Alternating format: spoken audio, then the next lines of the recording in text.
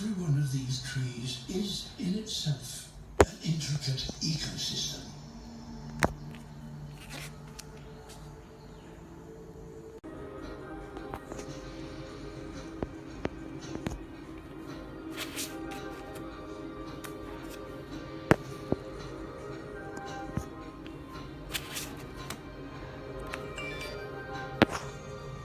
July is the hottest month.